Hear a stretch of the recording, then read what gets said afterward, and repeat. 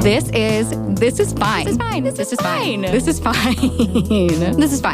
This is a poor substitute for therapy, but an excellent substitute for other podcasts. We're not like other podcasts. Join us as we find the answers to the universe's biggest questions like, is butter a carb? Does crying burn calories? And what the fuck am I doing with my life? We're here to be your part-time therapist, astrologer, concierge doctor, and fairy godmother. Do you need someone to validate you today? Cool. Come on in. We're fine. This is fine. Hello, my loves. Happy holidays. Welcome back to your sparkly, spiritual, silly, goofy corner of the podcast world. I'm your host, Dominique, and I am so glad you've joined us for such a fun, practical, make your dreams come true kind of episode today. We're interviewing manifestation coach Scott Haug, and as someone who wants to make a lot of dreams reality right now, I am especially excited on a personal level, especially as a manifester human design type. We're going to be living a little Lizzie McGuire, this is what dreams are made of kind of moment shortly. Scott studied under legendary self-development and manifestation master Bob Proctor, one of the main coaches of The Secret, if you have seen, listened to, or read that one. So special. Now, Scott helps business leaders and individuals through mindset and energetics to manifest success and, in my own words, without sounding too corny, make their dreams come true. If you have listened to a few episodes of This Is Fine already, or you've been following for a long time, you know that positive mindset plays a big role in my own life, my manifestation manifesto, if you will. My hope for you today is that with this Manifestation 101, you'll be able to start integrating this practice into your own life. All right, get your journals ready, kids. It's about to go down. Let's get Scott on the show. All right, thank you so much for joining us today on This Is Fine. I am so grateful to have you here, especially because manifestation is one of my favorite topics. We love to start off our episodes with asking, is everything fine for you today? Is your world fine? Is this fine? And you can be honest. Yeah, that's a great question. I would say everything is absolutely fine. I love that. That's a great starting point. Would you please tell us your background, how you got into manifestation, maybe on a personal and professional level? Sure. So, it goes back to an old motto that I'm sure everybody's listened to or heard from somebody that, hey, to have a great life, finish high school, go to college, go get a job, raise a family, retire, etc. And I fell into that boat. When I was early on, I did some engineering university for 4 years and then got a job for 6 months at an engineering firm. But like a lot of people, I felt like I was in a cubicle that I hated. I just did not like life. It was like, there's no way this could be my life. There's no way this could be what I was promised. So I only actually lasted 6 months in that job. Thank goodness. I know some people are like, 20 years and 30 years. I found it early. Personal development. And what I started to do around that 6-month mark was try and find myself. So what ended up happening was I just go on YouTube and figure out how do you have a better life? Or what's positive mindset about? Something just came to me to even feel invited to search those terms. And I came across different teachers like Les Brown and Bob Proctor and The Secret and all these different, great speakers. And I just started to be obsessive about it. And I would just watch videos. And sometimes even while I was at work, before I had left and put in my 2 weeks notice, I was taking a break and trying to motivate myself and listen to something positive, break time or whatever. And that's what really caught me onto manifestation and realizing that there's something beyond the job. There's something beyond just me that maybe I can manifest a better life or attract in better results or something better in my life. And that's where it really all began for me. So that's beautiful. And I love how you just came upon this naturally. There's a little extra something that was calling to you that told you there was more out there. And we've talked a lot on this podcast about how we're sort of not conditioned, but I guess, conditioned into believing that there's this almost assembly line of life where, like you said, you go to college, you get the job, you get married, you have the house, whatever. And you felt it. You felt it early, and you were very lucky to feel it at 6 months into the job. Like you said, over 20 years instead, you felt the magic calling to you. Yeah, I think that it's such a great word you're using. It's the magic. I think that we all are guided and with this magic, but sometimes we block it out, or we think like this is woo-woo stuff, or, nothing's really saying something to me, a voice, but it's really a feeling. The feeling for me was, it felt like I wasn't here. I wasn't alive. That's like the antagonistic feeling. And then the magic feeling was, I feel excited and scared to do something different. So it wasn't like this grand voice on the cloud, like, Scott, this is not for you, right? Like, it's more so this feeling of, I feel not alive now, but what is going to make me feel alive is going to scare me so much, because it's a different version of me, a higher version. And if you can follow that magic, it's hard, there's uncertainty, but you're certain that something will change. And I think if you hold on to that, you can follow that magic feeling. I love that. And I know we're going to get into the nitty gritty of that today and kind of tapping into those sensations, those feelings. So let's start with just the basics for someone listening right now who's just like, I know the term manifestation, but I really don't know what that actually means. Can you explain what manifestation is in your words, maybe how it works, how it differentiates from wishful thinking? Yeah, this is a great starting point for sure. So essentially, manifestation can be seemingly, for most people, like this magical sci-fi poof out of thin air result kind of thing. And it's really far from that. Manifestation really is whatever you are setting your thoughts, feelings, and actions to will eventually become a result in your life if you stay in harmony with it. So it's, again, not this magic poof out of thin air, $10,000 because I visualized it once. I wish. Right. But more so, it's this embodiment of something bigger. So what's the difference between that and wishful thinking? Or you hear about saying, stay positive. Well, that's very different as well. Wishful thinking or staying positive is, sure, a good optimistic outlook on life. It's usually better to be more optimistic than pessimistic, though both have its roles in this life. Sure. And that just means that I really want better, I wish better, but I don't feel that I actually believe that all the way. And I'm not really taking any different actions. And therefore, there's nothing really attracting different into my life. Where manifestation comes into play, it's a real deep embodiment of, I'm thinking about this result and I am working on my belief. It's not, you don't believe it day one. You usually have to work at it. I'm working on my belief, and I'm starting to take new actions that feel uncertain, that feel uncomfortable. And therefore, this energy world that we live in responds to that change in embodiment. And that's kind of where law of attraction comes into play, because there are forces beyond the physical body, beyond material objects, that will help assist the outcome being attracted in, if that makes sense. Yeah, totally. I mean, it makes sense to me. Would you say that kind of working toward that manifestation, like you don't believe it to the point where you believe it, is sort of like training a muscle as well? Like you go to the gym and you don't have biceps immediately. I mean, obviously we all have biceps, but those big, strong, bulging muscles don't happen with just one workout, right?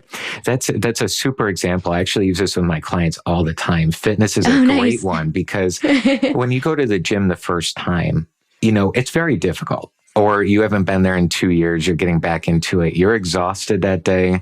You feel like you couldn't even do anything that you used to be able to do, for example. But it's really flexing a muscle and practicing. And the other analogy I like to use is learning a new language. And I believe manifestation is a language, not just a thing. So if you're going to be fluent, you never knew Spanish before, Japanese or Italian, it takes a fair amount of effort. I looked at some data one time and it said about 1,200 hours it takes to be fluent in another language from scratch. Now, some people go faster, some people go slower, but on average. So if we think manifestation is a language that you're learning, what if it took 1,200 hours for you to master it? You can work it, within 2 hours. You can start to really get a grip and change your life quickly. But it's a practice. It's something that you flex that muscle. You need to grow it. You need to practice. How do I do this? And how does it really work? So both those analogies, I think, do really hit home what the process involves and the practice that it takes. That makes so much sense because it's also not linear. Like you talked about how sometimes you did go to the gym for a while, but then you took a break. Or even with language learning, again, something we talk about on this podcast a lot, given that I live in France. It's not a linear trajectory with learning the language. Sometimes if I speak too much English on a daily basis, I lose some of my French. So I like this concept that you can get back in the game or you can retrain the muscle. Maybe you were getting toward a goal and then it sort of felt like you were stalled or stuck somewhere. You can retrain the muscle. I feel like that's very encouraging. Yeah, it is very encouraging because you don't kind of leave off from day one and then, you do a year and then you come back to day one. You leave off at that year that you put in. And it's kind of that muscle memory that you find in the gym or even in language building. So when it even comes to manifestation, and sometimes when it comes to failing or having challenges and obstacles, that's a very real part of the process that a lot of people neglect, I think, when they listen into motivational things or personal development, is that the obstacle holds the opportunity. So even along the path, you're going to gain obstacles to have the opportunity to grow to a higher frequency or a higher level of you. And those bumps along the way are, part of the journey. It's tough, but if you keep going through it, it winds up being a very rewarding experience. I love the reframing of something that feels like an obstacle, but it's actually part of your training course. I just, in my mind, visualized some kind of like American Ninja Warrior, like training course for I keep coming back to the muscles and the fitness, but making yourself stronger bit by bit. I want to circle back because you brought up the law of attraction. I feel like you've mentioned perhaps at some time the art of allowing. Can you talk about, for those who are maybe less familiar with those terms, where they come from and how that factors in?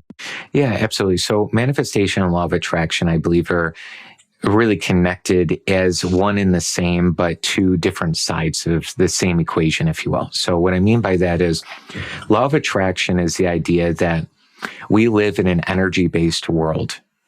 We live in a vibrational-based idea, and we're vibrational beings. My first mentor, Bob Proctor, he was the main guy in The Secret. May he rest in peace now. I know he's passed on, but his wise teachings when I was doing some one-on-one mentorship with him was that he constantly asked every person he was in front of, who are you?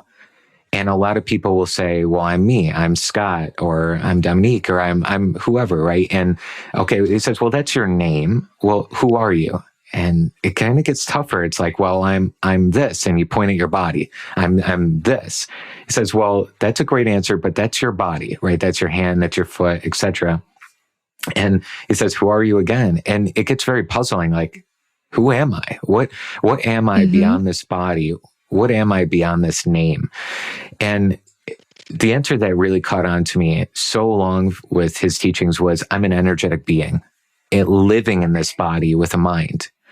So if we live in an energy-based world and I'm an energy-based being, my mind is the tool that connects the two. And since the mind connects the two, I can set forces in motion beyond me that will help me attract in whatever I'm embodying, whatever I'm trying to manifest. So it's really the idea that there's something beyond this physical world we see and hear and taste and touch, and this body that will allow me to influence what's coming into my reality from here. So kind of the same, it's the coin that's the same, but different sides, manifesting and law of attraction. And then the art of allowing or letting in is the idea that a lot of us have very resistant thoughts, doubts, worries, concerns, and fears. We are living this human experience. So we're all going to have some sort of fear or something that we're going to be working through. So what we call that is resistance. And then the opposite word for that would be allowing. So essentially, are we resisting the thing that we're wanting, or are we allowing it to come into our path? And we could talk more about that, but really the resistance is what you're trying to avoid, and you're trying to welcome the allowing. I love that. And that actually was one of my next questions. What are some of these common blocks, points of resistance, maybe limiting beliefs that most people or many people who you've worked with that you've seen prevent them from manifesting what they want? Yeah, so I think, the number one that comes up with often my one-on-one clients or even my group clients, anything, is the idea that I don't know if this works for me. And that can really hit home for a lot of people because maybe they believe, right? They believe, okay, I do start to believe I can change my reality. I do believe that all things are possible. I hear these great quotes and these things on Instagram and YouTube, right? But is this really possible for me? And that big block right there often comes from a childhood trauma of unworthiness. You were taught something about undeservingness, or in certain wavelengths, it felt like my needs and wants didn't matter, or I could never get those in some sort of capacity. So then later in life, we're adults and we're trying to manifest what we want, but we have this theme that maybe stems from age 5, and we are overthinking, saying, can I really do this? So I lack confidence in my ability to be able to manifest an intention or achieve a goal in some sort of way. And the second top limiting belief that will come up is overthinking how, when, and where. Okay, the specifics. Yeah, so specifics, like we live in a very, what I call Newtonian physics world. And what I mean by that is just very physical based. We like to see evidence. We like to see proof. Right. We have Amazon that ships packages same day. We can get what we want so quick, right? But when it comes to this energy world, it's so the opposite. It's quantum physics. You can't see it. It's invisible, right? So our mind gets tricked. We live in a physical world, but then we kind of need to know how it's going to work. And if I want $10,000 a month as my first entrepreneur goal, for example, or go get a new job, where's that job going to come from? Where's the money going to come from? Or when is it going to happen, right? I got my package today from Amazon, but I've been intending this thing for 2 months. When's it going to actually happen? But that block right there is so big because we're so involved in the specifics that really what it's saying is I'm doubting, I'm worried, I'm concerned, and therefore you're out of harmony with your intention overall. Okay. And that, I'm so glad you brought this up about the specifics, because I feel like a lot of talk in the manifestation world, in the coaching world, they tell you to get really specific and really clear about what you want, but at the same time, don't get too specific. So you're blocking it. Can you explain a little bit about how to balance those two things, about being very clear about what you do want to call in without being so attached to the specificity? Absolutely. This is a tricky thing. And I think that's why it becomes a language that you learn, because a lot of it seems like they antagonize each other, but it's really coming down to a principle here. So the idea is that if you can be clear on the path, it's kind of the analogy. If you were going to take a big cruise ship from New York to London, right? You're going to go towards, overseas over to Europe.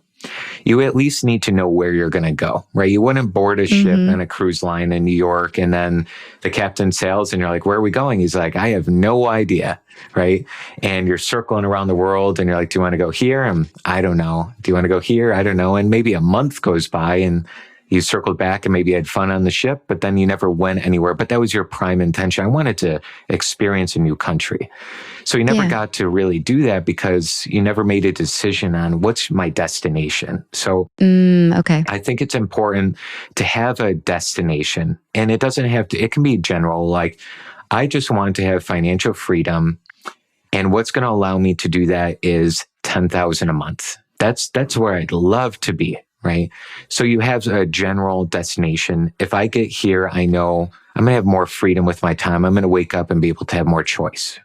Love it. But then when it becomes too specific, you're on a cruise line and you say it needs to be this exact path from New York to London, but a big storm comes in and the captain is saying, well, we really need to navigate around this storm so it's a safer, more calm ride.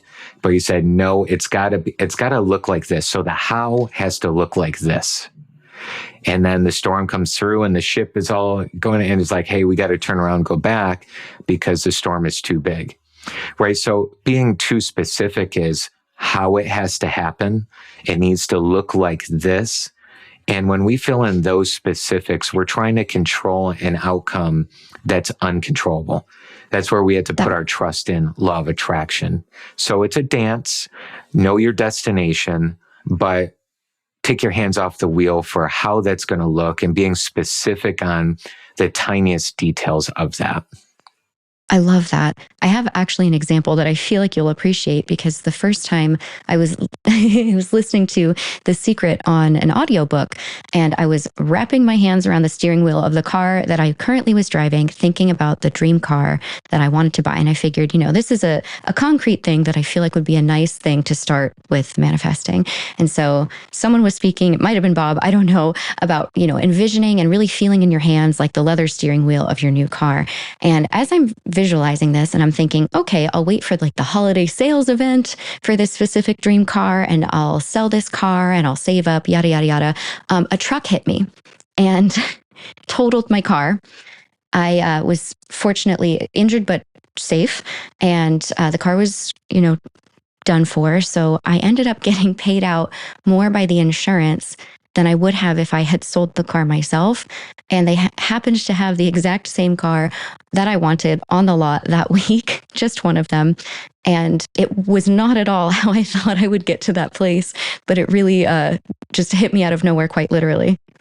That's such a huge example because, it looks daunting. I mean, nobody wants to go through a scenario like that, but then you got your end result. So it's confusing, right? So it's like, okay, well, I don't want something terrible to happen to get my result. Right. So a cool thing that I've worked with my clients on is saying something while you're visualizing and saying, I would like to intend this, or I am this, however you start to play with the intentionality of the statement.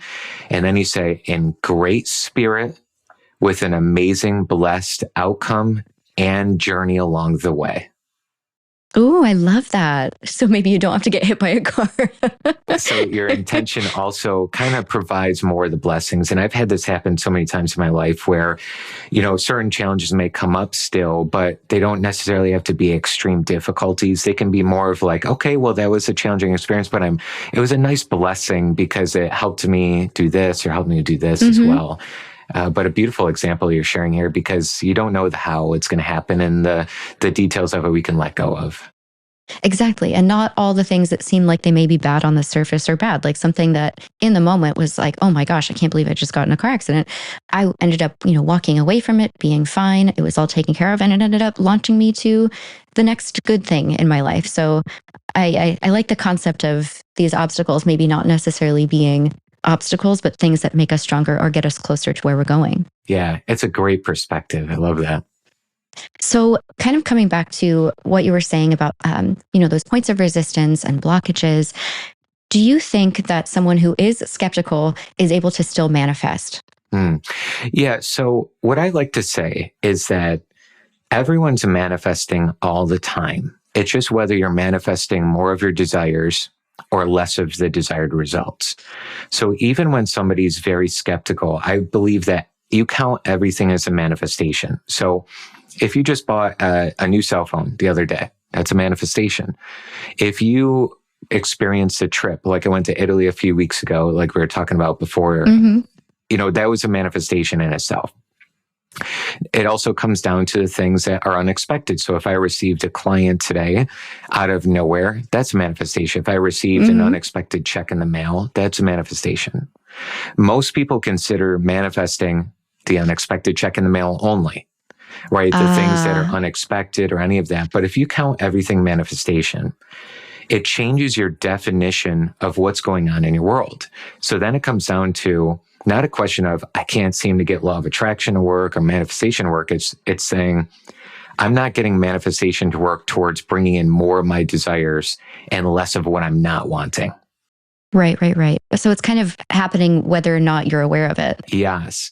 So that really changes the amount of people that I've, worked with that are really skeptical at the start. It's good. I actually like working with those who are skeptical because then you're trying to just believe in blind faith with things sometimes. And sometimes it's good to look into it. Like, is this actually true? And should I spend my time, because that's all we have is time. That's our life. Should I spend time doing this? Is this believable? So if you feel skeptical about anybody listening in, good. I love that. That's a fantastic stance. And knowing that you're manifesting all the time, it comes down to, okay, if I'm manifesting all the time and I'm still skeptical about how I can get more desires in, that's a different story. And then that becomes, okay, what do I need to learn or do in order to actually work this process? I love it. So I feel like you'll relate to this. As an astrologer myself, I've had people look me dead in the eyes and say, well, that's just a party trick, deadpan. Do people ever come to you and say, oh, well, that's pseudoscience, or, something to talk down to your practice? Like, how do you respond to something like that? Yeah, the same idea. I like to approach it in the same way. And I like to say, thank you. Good. Thank you for bringing this in. Because what happens is all humans at some sort of capacity, unless you get to a really, really high stage in your awakening, is we're projecting our own limitations, traumas, and things most likely onto other people until we become aware of something different. So whether it comes to astrology, numerology, human design, manifestation, I mean, you talk about all these different topics. There's a lot of skepticism around. Mm-hmm. And somebody kind of brings up and says, that doesn't work. That's what you're saying is ridiculous, or this is pseudoscience, or any of this, or it goes against my religion. I usually ask a question. Okay, thank you for bringing this up. It makes total sense. What is causing you to feel this way? And they'll say, well, I tried law of attraction before. It never worked for me, right? Or I heard about this astrology reading that I did, and it seemed really good. And then I tried to implement some of the practices afterwards, knowing some of the messages that were coming through, and nothing happened, right? So, okay, so it's based on you had an experience that didn't exceed your expectations. It didn't match your standards for what you thought you were going to get. Makes sense. No wonder why you're saying that. Tell me more. So what I like to do is really get down to the core of it. And it's almost always something around, I had an experience and it didn't work. My mom and dad never believed in this. I always heard my dad say something about the woo-woo stuff, or something, I walked past a tarot card reader, and they said a comment, not to them, but as we were passing by when I was 10 years old. So it's going to come back to somebody you're around also didn't believe in that. Or you at one time were a dreamer, fourth grade. You had this amazing imagination, and the teacher constantly said, come back here. You're not here with me. Stop dreaming. Yeah. So we had that trauma happen, and now we're protecting that trauma by not believing because of our experiences as well. That makes sense. Okay. Thank you so much for that. For the people who maybe are struggling with the self-blame aspect, how do you counsel people through that? Like, okay, if bad things are happening in my life, that's a result of my energy, my manifestation. Like, did I manifest this bad thing to happen to me? Financial hardship, health issues. I feel like it can go in the direction of, oh, did I do this to myself? Did I bring this upon myself? How do you counsel your clients through that? That can be such a daunting process, because I agree very much that we can kind of take manifestation to the extreme, and it can feel very self-imposed damage. It can feel like, how could I do this to myself? Or, somebody manifested something at age 8. How are they manifesting it, right? We can go down a road of saying these extreme examples. And here's what I really think is mixed in with manifestation. Whether anybody believes in fate or destiny or free will, we're not really talking about that, but more so that we're all set up in experiences prior to, if you believe in this, to birth. I believe very strongly that we select our parents before we come to this physical life, that we select particular challenges or obstacles to go through in this physical life that's needed in our soul's evolution. If that's even too extreme to believe in, what I would say is no matter what, I think everyone can agree that you were born in this physical body into a certain set of experiences, certain location, culture, country, etc. And that's going to also influence what has caused the manifestations to come into your life. And it's less about what you've been doing to manifest these challenges, more to do with your subconscious programming that's been running the show. So you can feel a little bit more at ease knowing that, okay, I'm not doing all this crazy stuff or all these difficulties. I'm not manifesting every little detail. My subconscious mind has been programmed from childhood and at birth has really been running the show for much of what's coming into my life. That makes so much sense, where it's less about fault. Like, it's not your fault. You have some challenges that you were born into circumstantially. And the challenge now is, like you've been talking about, the reprogramming, which takes a long time.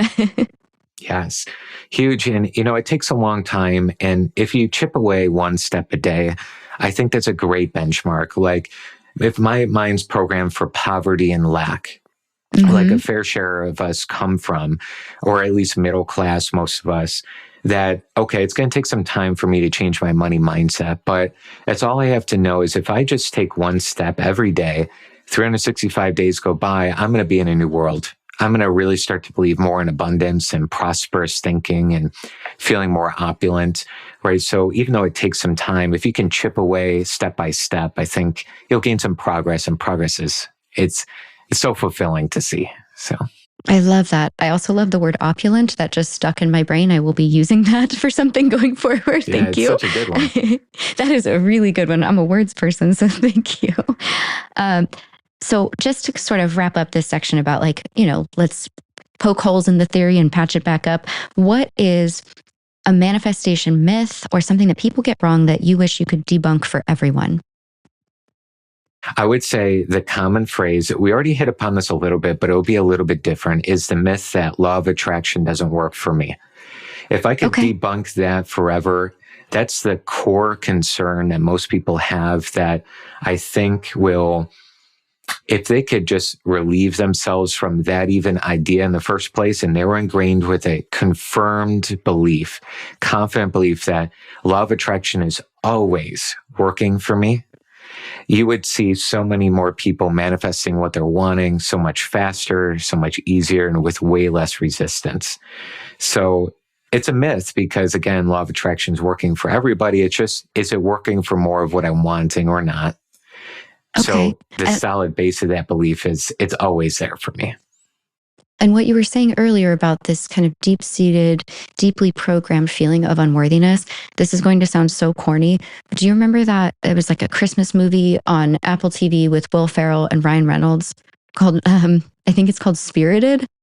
I have not seen that one, no. Okay, this is so silly, but there's a song in there that Will Ferrell sings it, so it's supposed to be like lighthearted, but it's called like Unredeemable. And I remember watching this, and it's a Christmas movie. I was with my family, and I started sobbing because it touches on this, I think, very human experience that most of us go through about not feeling like we are worthy of something, like worthy of saving, worthy of love, worthy of abundance. I think it just is such a core part of who we are as human beings, and something that is really a challenge. And I think it's what you brought up. It's something that can cause a real snag in creating the life that we really do deserve. Yeah, I'll have to check that out, by the way, for sure. I love Will Ferrell movies like Elf, for example. Same. I Christmas love it. So, within this worthiness world, I think you're very spot on that this would be another top myth of that I'm somehow unworthy of goodness. I'm somehow unworthy of a result or just feeling good, happy, peace, any of that. And a lot of this circling back to the childhood realm again, because that's where everything's going to start to be stirred up. A little bit more advanced practice for anybody listening in, but you can still do it if you're a beginner. I go through this in my Prosperity Magnet. It's like a little course that we have. It's revision practice. So what you want to do is you go back to any memory that you remember, like core memories of feeling unworthy. Try to go back to a memory when you heard that from your mother, father, grandparent, guardian, coach, somebody.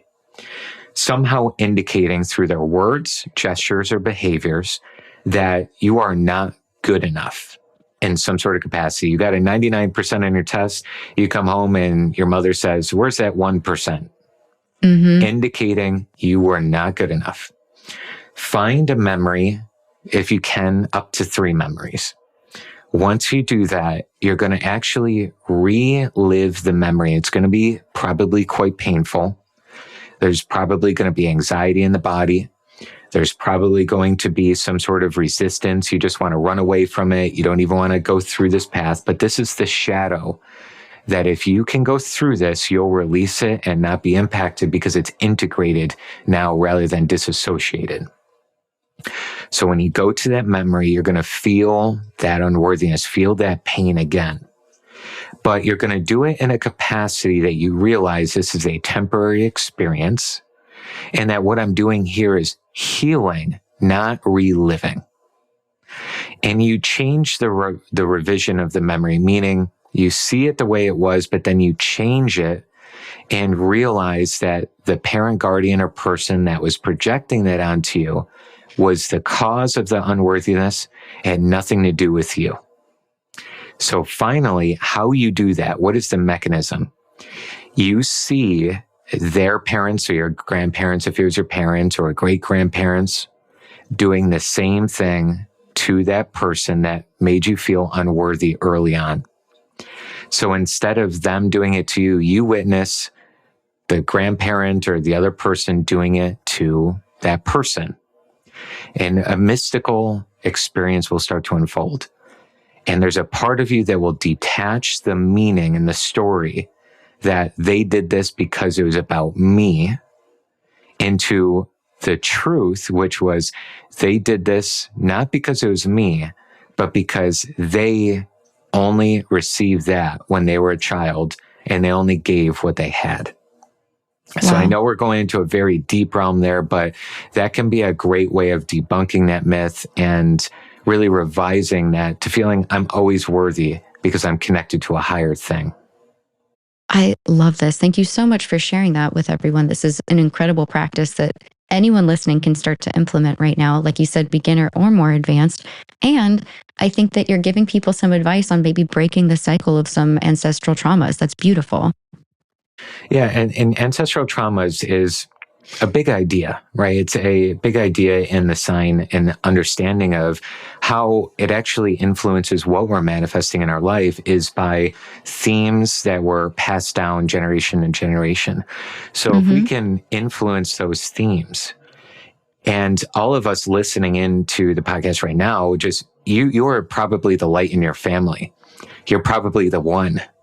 And that's why you're here to grow and evolve. And that's why you're listening into something like this. So even if you're the only one in your family line, most of my clients are, most of the people I talk to, most of the spiritual friends I have, they're the one. They're the light. If you can say, I'm going to start shedding light on these themes so that I can manifest better in this lifetime, because the theme is the resistance, you'll start to attract in those results much better. So healing goes with manifestation 100%. I love that. And it's win-win. It's not just win for you. It's win for everyone who's in contact with you. That's right. More of your light coming to the surface and sharing more of your light, 100%. Exactly. So for those who are just getting started, if the practice that we just went over maybe is a little more advanced for them, how can someone start maybe a tiny part of their manifestation practice, something manageable they could incorporate today, tomorrow? Yeah. So keeping it simple, that's what I love. And I think that's what I really like to do most is practical, down to earth exercises. As a lot of the law of attraction circles, it's so ethereal. It's amazing to hear, but it's like, what do I actually do with this? Right? Yeah, exactly. Right. So here's a super easy 5-step process. Anybody can do it. I don't care what your age is. I've had clients that are 80, or 79 and a half was my oldest client so far, and clients that were early on in their stage. Okay. First step, decide on that destination, like we talked about. Just make sure that's clear on what is it that you're wanting to end up at. Second step, write down a 1-sentence line about the image you would see in your imagination if you already had that thing. So let's come back to the money example. A lot of people I would like to manifest $500, for example. That's stage 2. Write down, I now have an extra $500 in my checking account, right? So when you see or visualize seeing, you're going to see your checking account increase by $500. Very easy to see. Step 3 is write down the main feeling you would have if you already had that thing. So you would feel relief, excited, significant, successful. Whatever the main feeling is, write that one down in step 3, just one word. Step 4 is you're going to activate the process and let go. So here's what you do. Take 60 seconds. Anybody can do it no matter how busy you are. You're going to close your eyes In step 2, you're going to see that, imagine seeing that picture that you wrote down, the $500 increase. And then you're going to start to feel that feeling by talking about it in your mind. So you're going to say things like, wow, I can't believe I just manifested $500. Wow, this is amazing. This works for me. I love the feeling of $500. I feel so excited. Right? So you just talk to yourself inside, and that's how you're going to activate it. Once you have any sort of feeling shift, you're going to open up your eyes. You're going to let it go completely. You're going to move on with your day. That's step 4, letting it go and moving on with your day. And then step 5, you repeat that process every day for a new intention. Oh, okay. Every time you do this, you're getting used to planting a seed, watering it, letting it go. Plant a seed, water it, let it go. And you wouldn't, the amount of people that I've worked with that have done those just 5 steps and you move on, the manifestations that start to happen in about 2 to 3 weeks time is enormous because you're gaining so much momentum, planting so many seeds. So very simple process, but you got to just stay consistent with it. Okay. So for someone who's doing this, they've just begun, maybe it's been going on for a while now, and people are saying, just be patient, it's going to happen, but that feels very frustrating. Do you have advice on cultivating patience and sort of maintaining that good energy so you don't become stuck or frustrated? Yes, absolutely. So what I like to say here for patience is everything you are intending, think about it as data rather than emotion. Think about it as things rather than something to get frustrated by. And when you do that, you'll start to change your mindset about desperation. Like we usually will crave a result. Oh my God, I need my soulmate tonight. I need my money in the bank account by tonight, right? We're craving a result. So I would think of this in 3 steps for anybody in that place. Number 1 is take a step back and ask yourself what you're really needing. You're probably needing progress. You probably need a step forward. You probably need something to move. So what's an action you can take today that will help you start to create progress? Just a micro, small thing. The second thing is if I'm really feeling desperate that I really, really need this thing, start looking again as data. And instead you say, I'm not desperate for this thing. I am learning to elevate my soul right now. And if I'm learning to elevate my soul right now, I'm working on letting it go. So you talk to yourself about this and you really start just putting a twist on this and changing the mindset overall. And then step 3 is the big kicker on really creating that patience is every day when you set your intention, forget about it completely and start focusing on what's my next destination. And what this does is frees up your doubts and worries and concerns that it hasn't happened yet and puts more of your focus on gratitude. So shift your mind to, I'm thankful that I have water today. I'm thankful I have electricity. I'm thankful that I saw this. And that gratitude will take your mind off of that desperation almost immediately. Amazing. Because desperation, the word keeps coming up. That is something that will kind of keep you stuck, right? Absolutely. Because desperation, what it's really saying to the universe, and we're speaking to vibration to the universe, by the way, for everyone listening, it's a really good understanding to have. When I say, I want $10,000, or if you say in the present, I am now wealthy, the universe is not listening to your words. It's listening to your feeling, which is your vibration. So when you're really in desperation mode, what you're saying is, I really want this thing, but my feeling or my vibration is saying it's not here. So yet I manifest more of it's not here. It's not like a trick. It's not like the universe is saying you don't get to win today or you get to win today, like some person on a cloud dictating who's winning. It's more so it can't communicate with your conscious thoughts. It has to communicate with your intentionality emotions wise. So that would be an understanding of desperation. I think that's important. Yeah, that's really helpful. Thank you. Do you have an example maybe of that 3-step process that you just said for someone who's been trying it? Maybe they are feeling desperate. Let's say you brought up soulmate. Someone's been looking for their soulmate for years and they're frustrated. I'm thinking of that scene in Sex and the City where Charlotte's like, I've been dating since I was 15. Where is he? I'm exhausted. Could you give, I guess, put into practice, let's say, like our character Charlotte, what would the first little step be that you were saying? Do one thing that gets you toward your goal. Absolutely. So when it comes to soulmate, the first thing here that I always recommend to any of the clients that are looking to do this as well is that you need to get clear again on your destination, write down the qualities, characteristics, etc. If you've already done that and it still hasn't come, what we need to move into the micro step is get in more environments that would open up channels for you to meet that person. Less about things like, okay, if you want a spiritual person in your life, don't go try and meet somebody at bars, right? Mm-hmm. And instead, where would that person probably be if I was already with them? Well, they might be at a spiritual store. They might be at a sound bath healing class 10 minutes from me. They might be at a spiritual author book signing night. They might be at this seminar, right? So the first micro step for that is start to open up more channels in order to receive that supply. Because I believe very strongly that source is our supply, or universe or God, however you like to say that, but we open up the channels to receive that supply.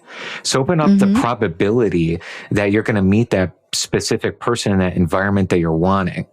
And that will start to open up the probability that you're going to meet this person. So you start in that micro step.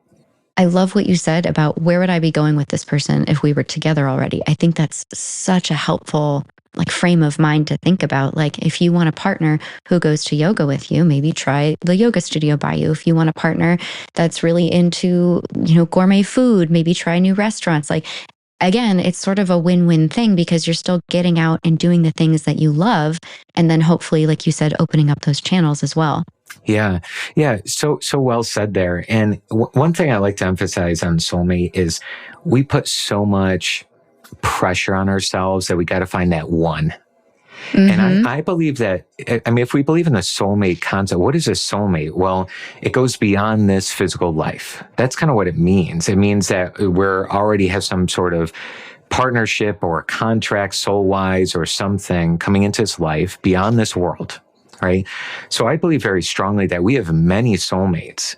Some of them are romantic soulmates. Some of them could be just the most deepest friendship ever, and that could be considered soulmate as well. So less thinking, I got to find that one, that perfect person, and realizing the soulmate's here to actually not have the happiest, most pristine life where it's just going to be like this beautiful sunshine and rainbows when you meet them. But rather, they are going to help you face a side of you that you're needing to evolve into. So when you're saying you want a soulmate, what you're really saying is, I'm up for the challenge of growing to my highest evolved calling because this person's going to trigger me to get there. It's a karmic lesson. Yeah, right. It kind of releases a little bit of pressure. And I had this happen when I attracted in my romantic soulmate. I have my partner right now. She and we met at a yoga event. It was a random event, but more spiritual based with a sound bath and yoga and all that stuff. And amazing. Before that, I was like, oh my God, I've got to find this one and this perfect woman and all this other stuff. And instead, somebody had really mentioned a lot of this to me, and then I started to learn it. I'm like, why am I trying to find this one if I know there's many ones out there? Let me just try and become the best version of me today. Go to these style events, and boom, it started to happen. So I love the concept of taking that pressure off because I feel like there is so much pressure. And I feel like you can speak for, male counterparts. I feel like there's a ton of pressure on young women and the age we get married at and all of those things. So the relief of pressure and the allowance for fun and ease, I hope more people can channel that listening to this. Yeah. Channeling ease, I think, is everything. And, sometimes we need to say, if we feel pressure on our shoulders, who put the pressure on us? Right. It's often parents and standards that people think they hold about us. And it's not even about your life anymore. It's about somebody else, what they think you should have. You should be married by this age and have kids by this age. And what I like to say in this to myself is the heck with that, right? And I say, what do I want from me? And if other people don't like it, they don't like it. And if they get triggered, that's on them to heal. That's not on me. Now, you don't have to be harsh about that. You can be very kind and nice. You could say, hey, I do hear that you would wish that I would be married by age 28 or 30 or whatever the thing is. But this is my life and here's what I'm going to do. And you can be very, compassionate about it. So I love it. And it's setting up an energetic boundary for yourself too. Absolutely. And those boundaries are so important, really keeping up to where's my alignment and making sure that you are confident enough to say the things you need to say in order to protect that alignment as much as you can. Yep, because that alignment, that vibration is what's causing all of the manifestation. So yeah, another reason to have those good, healthy, spiritual, energetic, and logistical boundaries, I think. Yeah. Yeah. And it'll influence your manifestation and attraction as well. Because if you have energetic boundaries with others, and it can be a practice, like for me even, it was very difficult to actually put up boundaries just because of the childhood I had. I didn't really get to practice that very often. So, sure. Later, even if it's hard for you to do and you have some anxiety about it, just try something small, like the tiniest thing. And what that's going to do is it's going to reflect in what you manifest as well, because you're going to have boundaries with yourself. You're going to have saying boundaries, oh, I'm doubting. Nope. I don't want to go there. And so you have your own boundaries with yourself as you do for others, and it will help you attract in money, love, happiness, etc., whatever you're trying to bring in when you have those solid boundaries within your psyche. And no, I'm not going there. I'm staying here will allow you to really keep advancing. So love it. Last thing I would love to ask, do you have an example either from your own life or from someone you've coached about manifestation really doing some great things in your or their life? Yeah, I would do a personal example here. I have so many case studies and client examples, but what hits home to me is that I was really down. Going back to my little story there at the very start of this, I was so down. I was depressed. I didn't really like myself very much, not for any other reason, but I just kind of grew up in a way of not feeling very confident about me. I had a low self-esteem. So when I look in the mirror, I almost didn't want to look. I just felt like, I just didn't feel very good. And I also felt like I hated being broke. Like I had no money. I could barely just pay rent at the apartment that I was at. It just was just so not fun. What manifestation did for me, I believely feel that it really saved my life. It changed me from feeling depressed to feeling very peaceful. It changed me from having $200 in the bank to manifesting over 7 figures in a year. It really changed me at the core. And one big thing that happened during that time, I remember, is that I started to get myself to saying, okay, I'm at 10K a month, 20K a month as an entrepreneur. But there was one thing I've always wanted to be able to manifest, a big achievement in my life. And that was becoming one of Bob Proctor's top coaches. So I had set my mind to it and I really, really wanted it, but I unattached from it using all the processes and practices I mentioned already, the 5 steps and the 3-step process for detachment and all of that. And it was very hard to stay in alignment, but I said, I'm going to give this everything I got. It was a burning desire for me to do that. And a series of events unfolded over the course of about 3 to 4 months that allowed me to become one of his top coaches and manifest in a large sum of financial gain. And ever since that moment, I said, look at this. If I can manifest this, I can manifest anything I'm putting my mind to. So just a personal example of how much manifestation has saved my life and changed my life. And, I really believe it can happen for anybody. So that's incredible. And for anyone listening, Bob Proctor was, rest in peace, very, very big deal. So that's on my end, very, very impressive that this is who you studied under and who you became a top coach for. So congratulations. That's absolutely incredible. Yes, thank you. I mean, the biggest blessing I could have ever asked for is right timing and the right space for it at the, towards the end of his life. And so I'm very, very grateful. A legend in this space. Absolutely. So for anyone who does want to work with you, what would those next steps be? So if you really resonate with anything, a very easy step is basically I have actually two different steps that would be easy either way. Number one is that we have the Prosperity Magnet course, super low. It's just a little mini membership, but it gives you practical, down-to-earth manifesting tips, techniques, actions on a daily basis. Very easy. It takes 5 minutes, 10 minutes a day. So again, if you're super busy, easy action item. That's hosted right on the school platform, Prosperity Magnet. And then if you're looking for just a little bit more information about what we do or something of that nature, my YouTube channel has a lot of stuff on there that's free to you and very, again, practical. Take a look at some of the drawing videos I do, follow through the exercises. Either of those would be a great mini way to start. And then after you start, you can always then say, okay, what's the one-on-one mentorship look like, energetics and deep healing? But I would say start with the base first. You can always venture into and elevate later on. So incredible. Thank you so much. We will make sure all of that is linked in the episode description so people can just click and get right to where they need to be. Scott, thank you so much for sharing your gift with all of us today. Thank you for sharing your energy, for giving such practical tips for people to turn their lives around or elevate their lives. We are so grateful. Thank you for being on This Is Fine. Thank you, Dominique. I really appreciate you and I appreciate everyone listening. Thank you. Okay, who is ready to start practicing some sparkly manifestation magic? I am for sure going to start. I'm thinking I'm going to manifest 10K followers on TikTok right now. I'll report back on how that goes next week. I hope you learned a ton. I hope you've got some goals and dreams visioned up and ready to manifest. This is going to be a great chapter for all of us. I feel it in my bones. My personal suggestion is to time this manifestation practice with the new moon in Sagittarius that's coming up. If you are hearing this after December 2nd, 2024, that's fine. Just look to the next new moon. You can find more from Scott on his website and social media accounts, all of which are linked in the episode description. All right, my little manifestors, I hope you are having a fabulous holiday season. If it's not positively ebullient yet, it is time for some of Scott's tips. Put those into action. Manifest some magic. Sending you merry and bright hugs, gros bisous, and so much love. À bientôt. Bye.